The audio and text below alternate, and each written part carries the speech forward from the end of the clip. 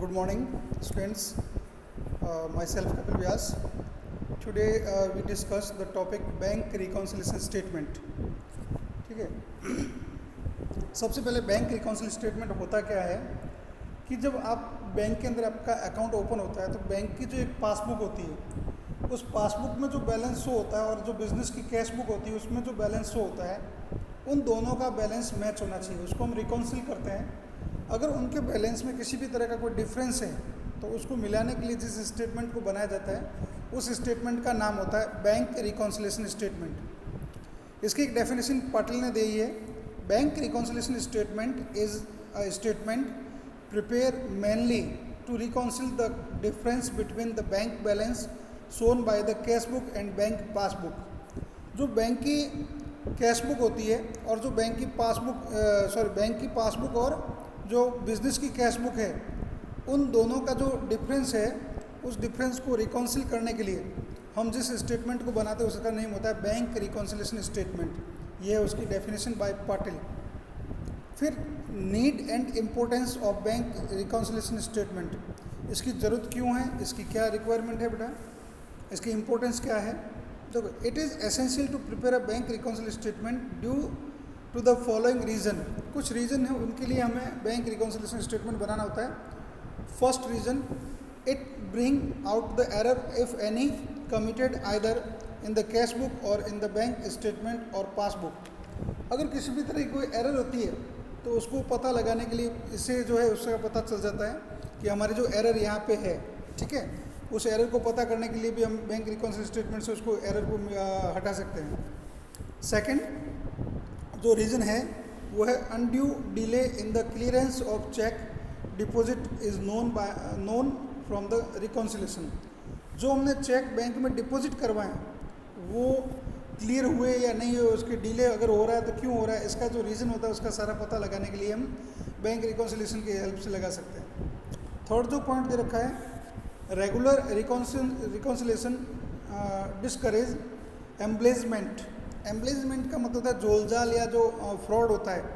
अगर आप रेगुलर रिकॉन्सिल कर रहे हैं बैंक का बैलेंस और कैश बैलेंस तो जो कोई अगर है फ्रॉड करना चाहता है अकाउंटेंट तो वो नहीं कर पाता, उसका जो फ्रॉड है वो पकड़ा जाएगा, वो डिस्करेज हो जाएगा.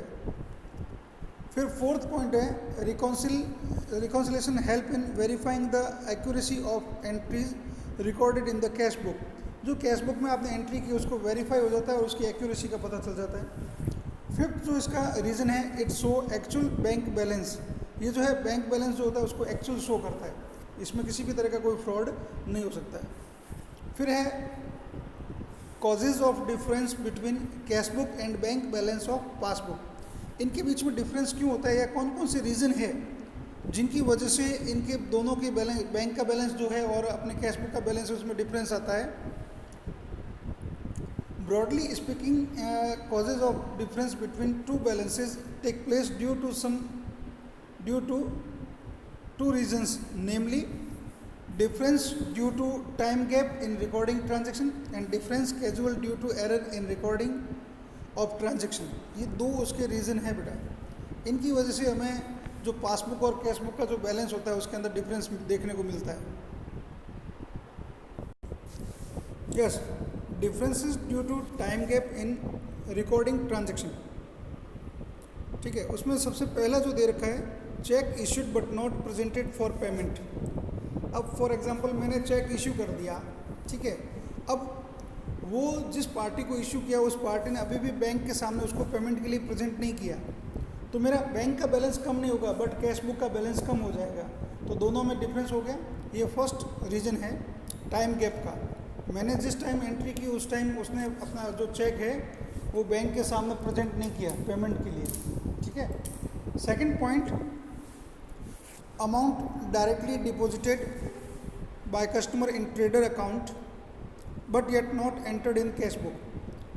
जो आपका अमाउंट था आपके डेटर ने आपके अकाउंट में डायरेक्टली डिपॉजिट कर दिया तो बैंक का बैलेंस तो बढ़ जाएगा बट जब तक आपको उसकी इन्फॉर्मेशन नहीं मिलती आप उसको अपनी कैश बुक में एंटर नहीं करेंगे. जब कैश बुक में एंटर नहीं करेंगे तो कैश बुक का बैलेंस ऑटोमेटिकली क्या होगा, कम होगा. ठीक है, ये हो गया डिफरेंस. थर्ड डिफरेंस है इंटरेस्ट अलाउड बाय बैंक या कलेक्टेड बाय बैंक. अगर बैंक आपको इंटरेस्ट देती है तो आपके अकाउंट का बैलेंस हमेशा बढ़ेगा। जब आपके अकाउंट का बैलेंस बढ़ेगा और आपको उसकी इन्फॉर्मेशन होगी तभी आप उसको रिकॉर्ड कर पाएंगे अपनी अकाउंट बुक में, ठीक है। जब तक कैश बुक में आप उसको रिकॉर्ड नहीं करेंगे तब तक क्या होगा, कैश बुक का बैलेंस नहीं बढ़ेगा। बट बैंक जब क्रेडिट करेगा तो बैंक का बैलेंस क्या होगा, बढ़ जाएगा। तो इस तरह से बैंक और कैश बुक का जो बैलेंस हो दोनों में डिफरेंस होगा। Fourth point, interest and dividend collected by bank on behalf of trader. Trader के बिहाफ पे बैंक अगर कोई डिविडेंड कलेक्ट कर रहा है या बैंक जो है कोई इंटरेस्ट कलेक्ट करके आपके अकाउंट में क्रेडिट कर रहा है तो आपके अकाउंट का बैलेंस तो बढ़ गया। बट जब तक आप उसकी इन्फॉर्मेशन आप तक नहीं आएगी और आप उसको कैश बुक में एंटर नहीं करेंगे तो कैश बुक का बैलेंस कम होगा। अब देखिए इन 4 केस में बैंक का बैलेंस ज़्यादा था और कैश बुक का बैलेंस कम था।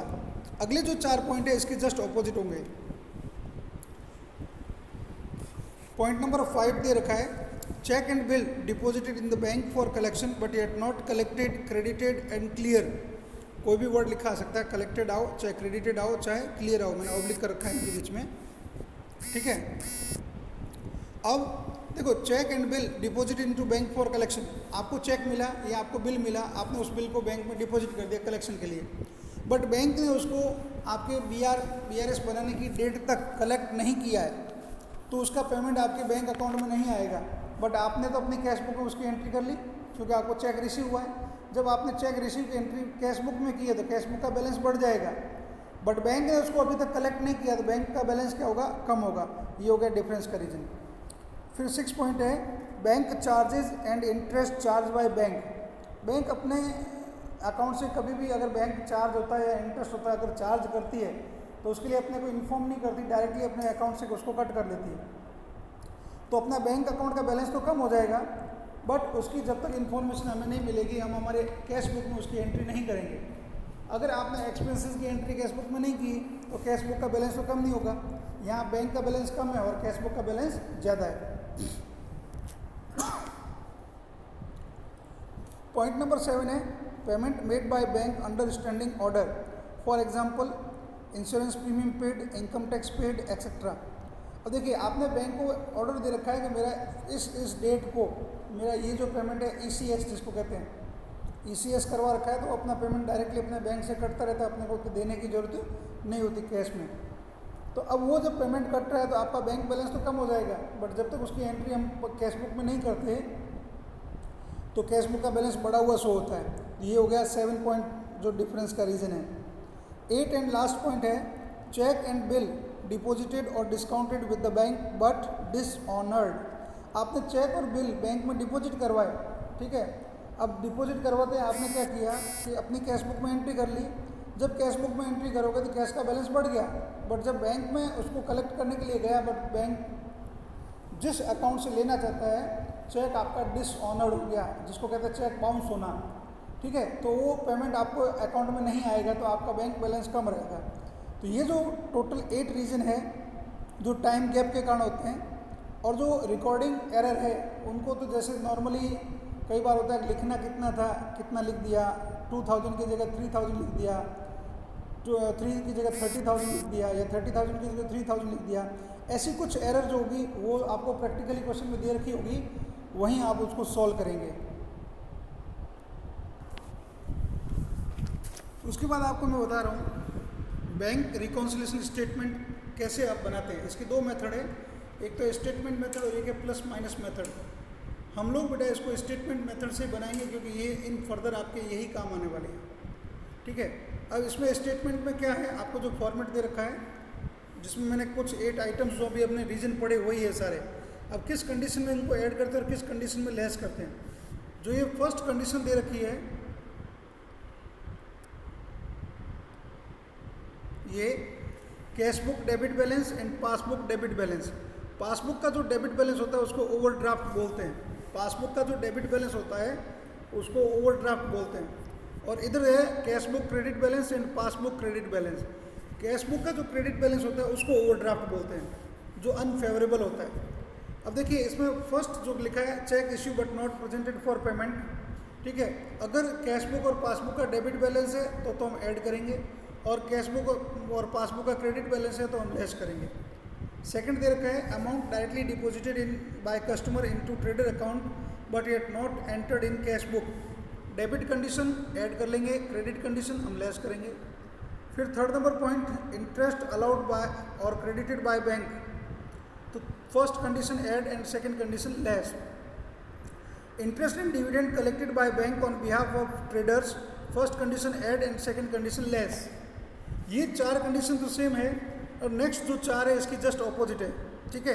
फिफ्थ पॉइंट का दिया cheque and bill deposit into bank for collection but yet not collected, not credited, not clear. First अगर डेबिट कंडीशन है तो लेस करेंगे और क्रेडिट कंडीशन है तो उसको ऐड करेंगे।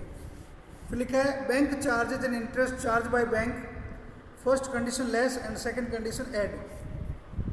फिर है seventh point payment made by bank under standing order, for example insurance premium paid है, इनकम टैक्स पेड है। अगर डेबिट वाली कंडीशन है तो हम लेस कर लेंगे और क्रेडिट वाली कंडीशन है तो ऐड करेंगे।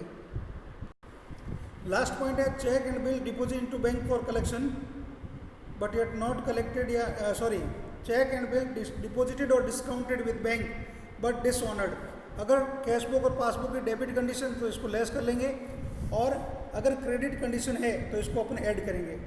आपको इसकी थ्योरी को नोट करना अपनी नोटबुक में, और ये जो मैंने दिया है BRS bank reconciliation statement method, ये जो फॉर्मेट दिया है इस फॉर्मेट को एज इट इज़ आपको लर्न करना है। अगर ये आपने लर्न कर लिया तो सोचिए ये चैप्टर आपका बहुत ही इजी और आपसे हो गया, ठीक है। Okay, all the best, stay home, stay safe.